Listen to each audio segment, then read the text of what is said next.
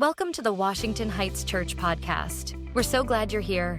Each week, we bring you the latest Sunday message filled with God's Word to help strengthen your faith and deepen your walk with Christ.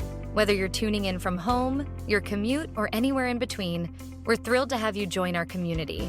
So, grab a cup of coffee, find a cozy spot, and let's get started. So we are starting a new series this morning. I have the pleasure of speaking to you this morning. Pastor Roy is out of town, and so I'm filling in. Before we jump into the message, though, I want to make a quick announcement about some support groups that we offer through Washington Heights. If you're dealing with some junk in your life and you're looking for a group that can kind of come alongside you and offer you some support, we do have some resources here for you.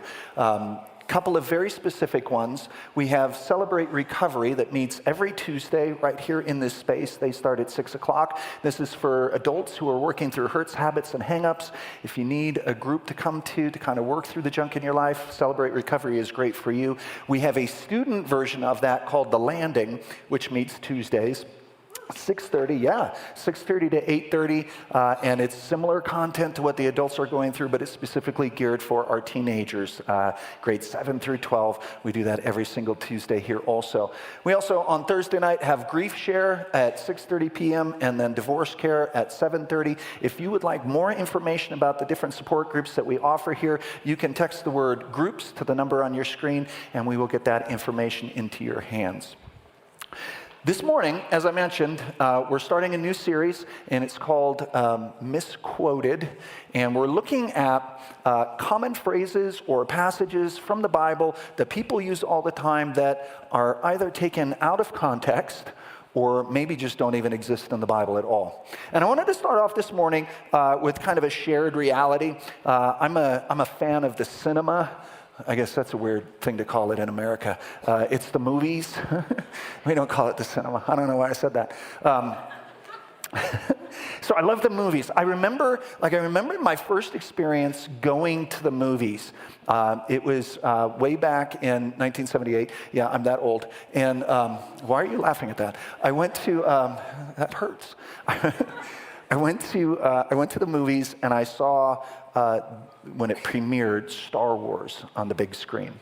And it changed my life. And that's weird to say because it's just a movie. But I became infatuated with all things, movie at that point. And the immersive content was something that I had never felt before. And some of you guys are probably the same way. Here's what I want you guys watching online. Throw in the chat the name of the first movie you went to see in the movie theater. Throw it in. I'd love to see some of your responses to that. For the rest of us, though, I want to kind of walk through some of my favorite movies. I love the Star Wars, well, except the prequel. Those were terrible. You all know. But I love my favorite kind of movies are movies that are kind of adaptations of books or other media. So, take a book and turn it into a movie. That's kind of cool. Some of my favorite ones are comic books that are turned into movies. I'm a fan of the Marvel Cinematic Universe. And my favorite thing when I go to the movies, it's a whole, I have to prep for it. It's this whole thing. So, I starve myself for 2 days beforehand. You guys don't do that? It's just me. Okay. So I starve myself. I get to the theater and, get my ticket, and then you go into the, to get your snacks.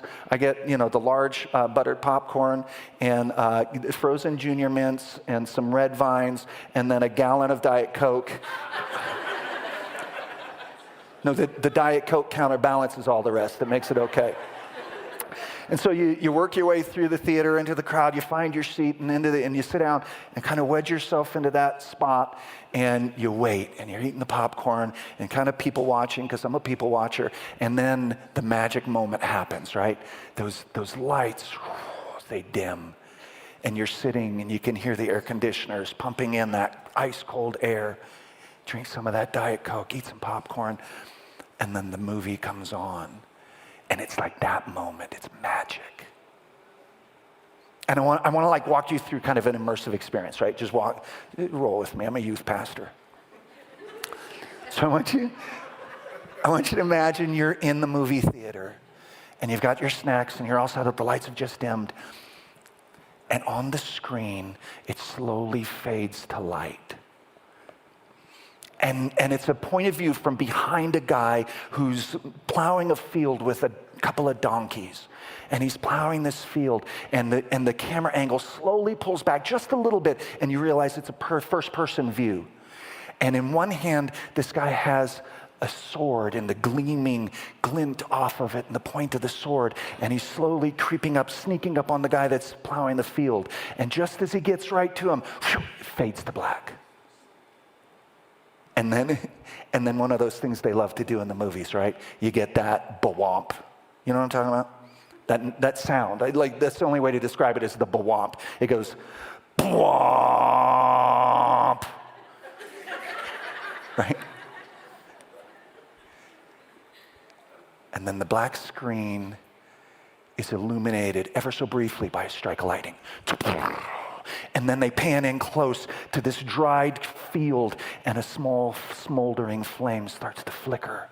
And it starts to grow, and it spreads across this field. And as the camera pans out, you see the first trails of smoke glistening up into the sky. The screen goes black again. Blop! You guys are in it now, huh? Fades to light again. Rolling grass-covered hills down into a valley. And down in the valley, you can see some herdsmen tending to their flock. And on either side, stealthily moving through the grass, two armies make their way down. And right when they get to the battle, blop! I'm going to have you do it with me next time. Final cutscene. Interior of a house. There's a party going on. There's a lot of people, and there's food and music. And then a wind blows through the open windows, and the candles all blow out. And in the dimly lit room, you can hear a sound approaching. Sounds kind of like a freight train, except the people in the room don't know what a freight train is because it's ancient Israel. And the sound grows and builds and builds, and finally it starts to hit the house, and the house is shuddering and shaking close up to a man's face. He looks up to the ceiling, and there's glints of dirt and dust falling down, and then a giant beam cracks, and the lights go out, and the ba-womp hits. Everyone say it. Ba-womp. Hey, you guys are good. And then the music starts up. You know, like that driving kind of music. Dun, dun, dun, dun, dun, dun, dun, dun, dun, dun, dun, dun, dun, dun, dun. I don't know why it sounds like drums or something, but all right, so dun, dun, dun, it's like building this crescendo, and the screen lights up, and you see sandal-covered feet, and they're running in perfect rhythm to the music. Dun, dun, dun, dun, dun, dun, dun, dun, dun. And they're running through this dirt path. And then cut scene, another pair of feet. I don't know why, but it's someone else, and he's running too, but he's coming from a different direction. And then cut a third pair of feet, and then a fourth, and they all seem to be converging on this one spot. And it's one of those drone angles, one of those real expensive ones, right? We're talking 4K. And it's way up high, and you see this quaint little kind of ranch property. And the people are coming from all points of the compass. 4 men running to this house, cut inside the house. They come in, and they're out of breath. And there's one finely dressed gentleman in nice robes standing at the front, obviously the man of the house. And the servants run up to him one at a time. And the first one catches his breath, and he says, "My master, Job." See, that's his name. That's the name of the movie, too. "Job, I have terrible news. Raiders came, and they put all of your servants to the sword. And they've taken your donkeys, and I'm the only one who's survived." And he steps aside. And it almost becomes like a twisted game of one-upsmanship. The next guy says, "My master Job, the fire from God came, and it burned up all your fields, and it burned up your goats and your cattle." And the next guy steps up and says, "I'm so sorry to tell you, my master Job, but raiders came, and they converged on the valley where your shepherds had your camels, and they put all the servants to the sword. I'm the only one that survived, and they've taken your camels." And then the last man comes up, and he can't even make eye contact. And he finally composes himself. And he looks Job in the eye and he says, "I'm so sorry. my master Job, all of your children were having dinner at your oldest son's house. And a great wind came, and the house collapsed. And I'm the only one that survived. And now the camera shifts around so we can see Job's face. And it does one of those tricky camera angles where like the background kind of sucks behind him. And it's at that moment Job breaks. And he tears his robes and he cries out to God, why? He's at the lowest point of his life. Everything he had, everything he valued has been stripped away and taken away from him. And he doesn't know why. And if you read the book of Job, about halfway through, 3 friends of his show up, and they come to console him. And they spend 7 days sitting with him, not talking. I don't know, that seems kind of weird. And then finally, when they do talk, they make inferences as far as why God allowed this to happen to Job. One, you must have sinned in some way you didn't know about, and they make all these accusations, and Job maintains his innocence. I didn't do anything. I don't know why God is doing this. And the reason I bring this story in today is because so many times we will be completely crushed by circumstances of this life. And sometimes very well-meaning friends or followers of Jesus will come to us in those moments and they'll share something with us. They'll say, well, I want you to take heart, right? Feel good. Don't be so down.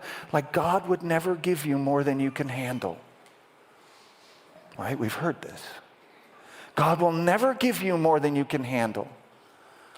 Well, if you're someone who has been maybe beaten down by life at some point in time, someone who's lost a child or lost a loved one, someone who's dealt with debilitating illness or injury, someone who's been abused physically or mentally, someone who's been drugged through the lowest parts that this life can drag a person, you can sit there and go, but that's not really true. Because I've been given more than I can handle. I've had to endure more than I should have to handle. And so where does that leave us? It's in the Bible, right? It's got to be true. God won't give you more than you can handle. But as you can infer by the name of the series, that's not really what it says. So let's take a look. The verse that most people think that they are quoting when they make that comment is from 1 Corinthians, and it's found in chapter 10, verse 13. And Paul writes, "No temptation has overtaken you that is not common to man. God is faithful, and he will not let you be tempted beyond your ability. But with the temptation, he will provide the way of escape, that you may be able to endure it." And so we have to look at this in context, because context matters. When we read a passage, we have to make sure that we are interpreting it in the way that the original writer meant it to be read by the people he sent it to. And that word that is kind of the key in this phrase is that word that we translate temptation. And there's 3 possible translations for it. It could either be a temptation to sin, a trial, or some type of suffering. And so you look at those 3 options and go, oh, well, that fits, right? If it's some type of suffering, if it's a trial in life, that kind of fits. But we have to look at the context, right? So in order to understand what Paul meant by that word temptation, we have to walk back into the chapters before this verse, to understand and look and see what he was talking about. And I'll give you a reason why. Let me give you an example why context matters.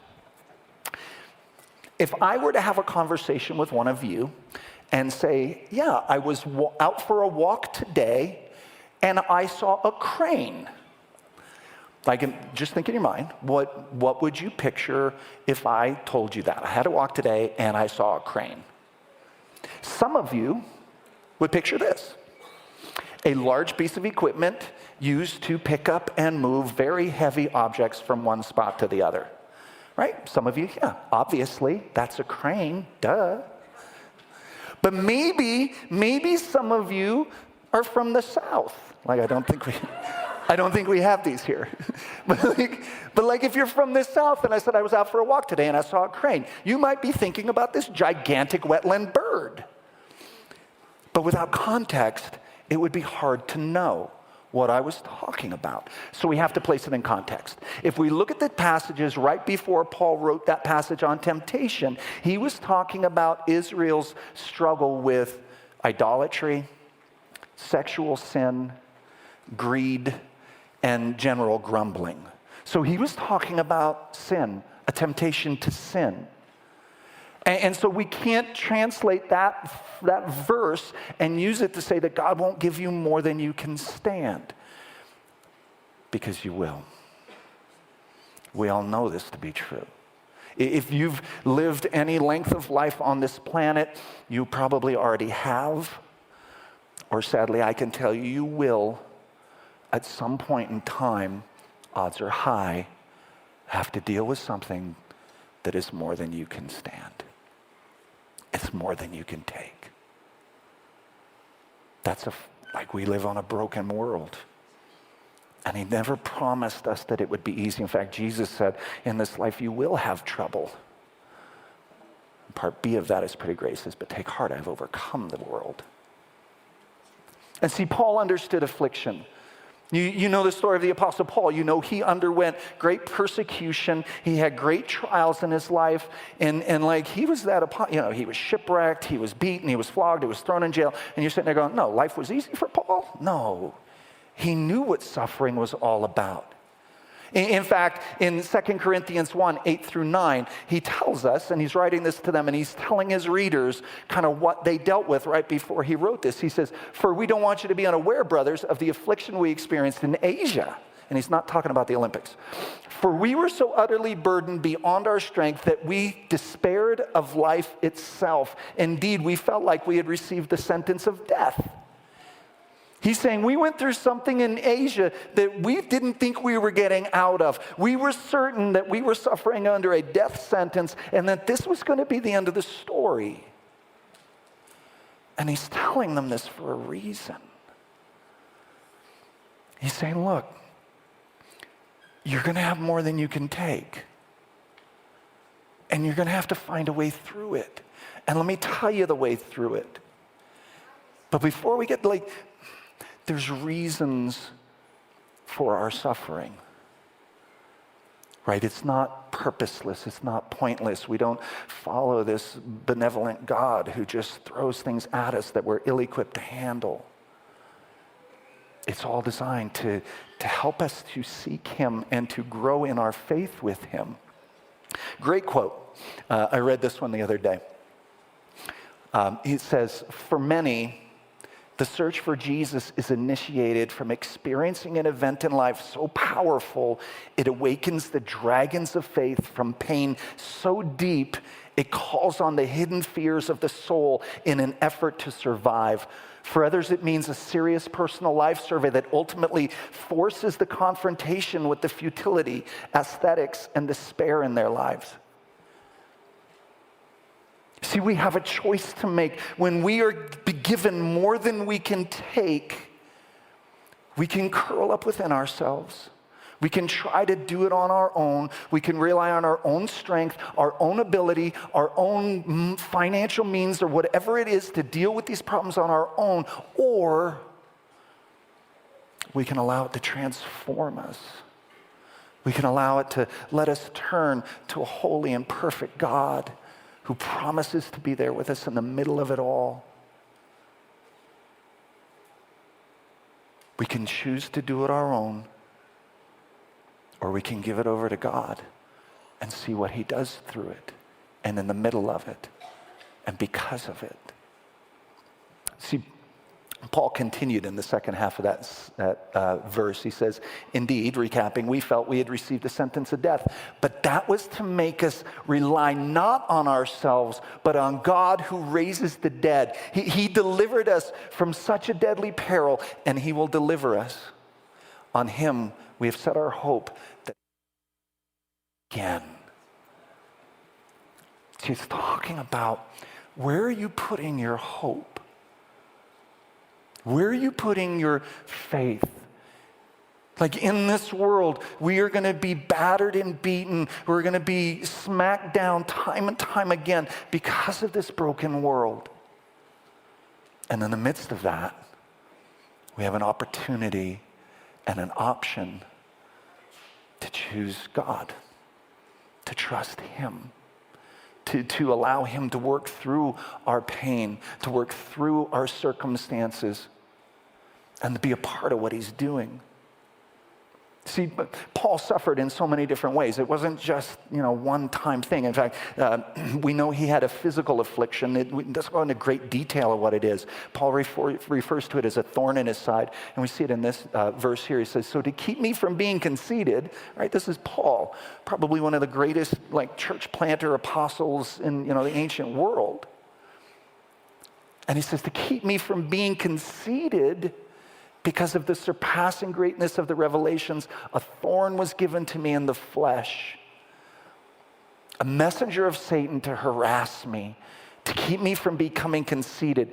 3 times I pleaded with the Lord about this, that it should leave me. But he said to me,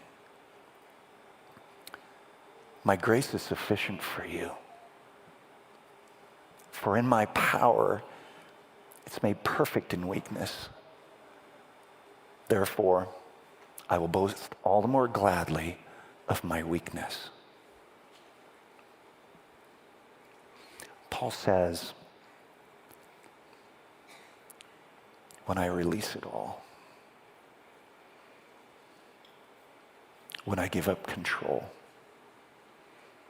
when I stop trying to manage everything through my own power, and my own will, and my own resources, and my own talent, it makes room for God to move. It leaves room for, in my weakness, for this powerful God to shine through. And who knows what he'll do through that? How many other people will be impacted because you allowed yourself to be weak, that he could be strong?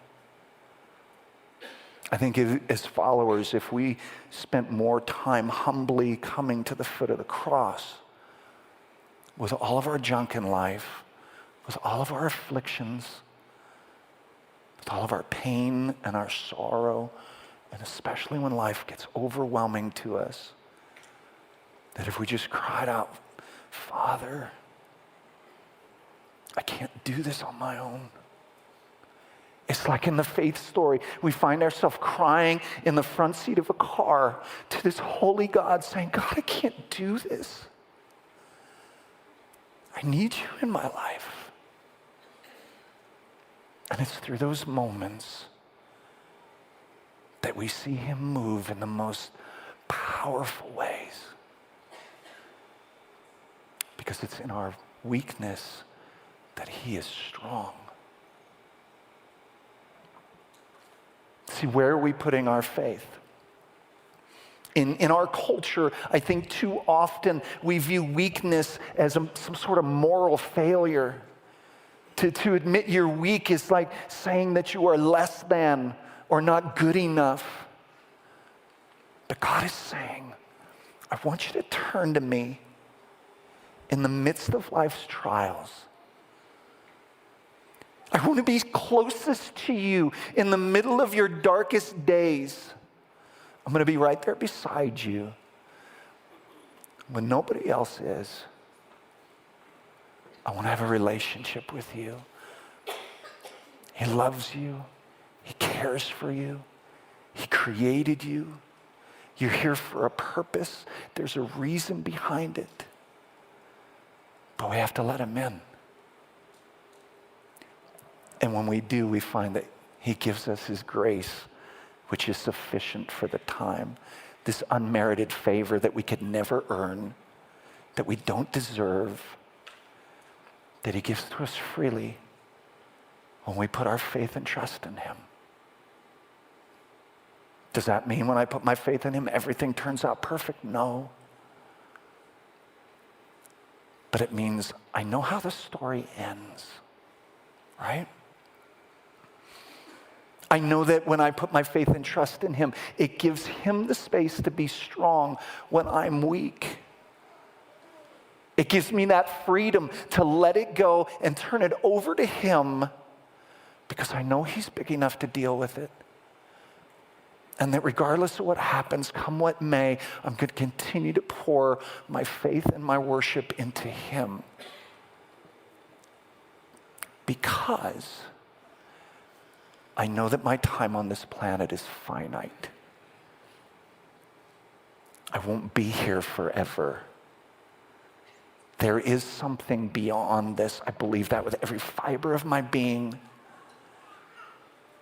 And I believe that if you put your faith and trust in Jesus, not only does he give you his grace here, but it assures your eternity when your time here is done.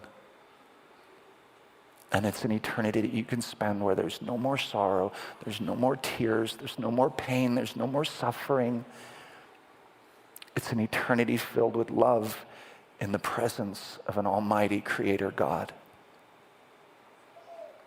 And every one of us has a choice to make. We can choose to love God and love other people, or we could choose to live life going our own way, on our own strength, on our own abilities, on our own finances, or whatever else. Here's the truth I want you to take away today. If you put your faith and trust in Jesus, God will never give you more than he can handle. Well, thank you.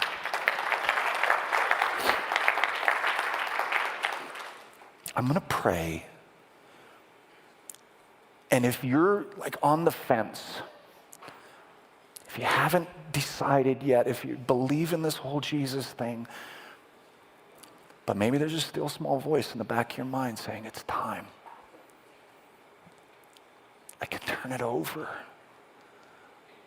I can release it to him. I can experience freedom for the first time. I can rest in peace knowing the ending of the story. I'm going to give an opportunity to do that. We're going to pray together corporately here. Would you pray with me? Father God, I come before you this morning, and I thank you so much for this time in this place. God, thank you for your word. Thank you for the truth that we find in it. God, thank you for being strong so that we can be weak.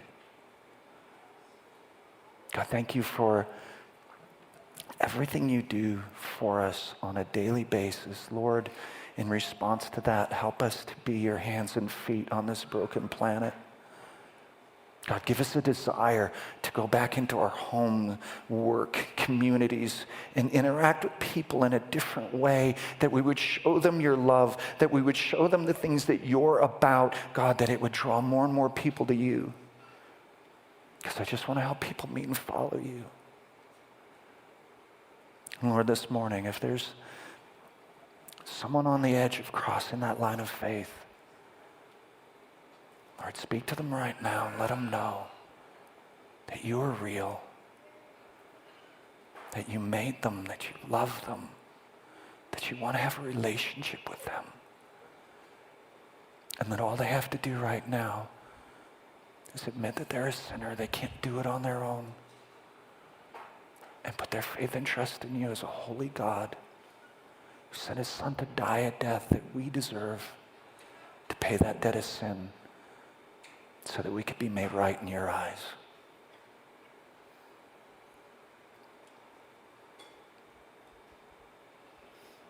God, I thank you for allowing us to be a part of your story. I pray that you just be with us in the highest highs and in our lowest lows. God, help us to walk with you every day for the rest of our lives. We love you, and we pray these things in Jesus' name. Amen. Real quick before we depart here, if by chance you cross that line of faith today and put your faith and trust in Jesus for the very first time, we would love to connect with you. If that's you, you can text the word trust to the number on your screen. We'll reach out to you. We can give you information about kind of next steps in your walk of faith, connect you with a small group, and help you kind of move on in this new walk that you've decided to walk. Thank you so much for coming. You guys enjoy your day. You guys are out of here. We hope you enjoyed today's message. If you found this sermon meaningful, please subscribe, rate, and leave a review. Your support helps us reach more people and spread the word. Stay connected with us throughout the week by following us on social media at Washington Heights Church on Facebook and Instagram, and by visiting our website at whc.faith. For more information and additional resources, check out the podcast description below. Thank you for joining us. See you next week.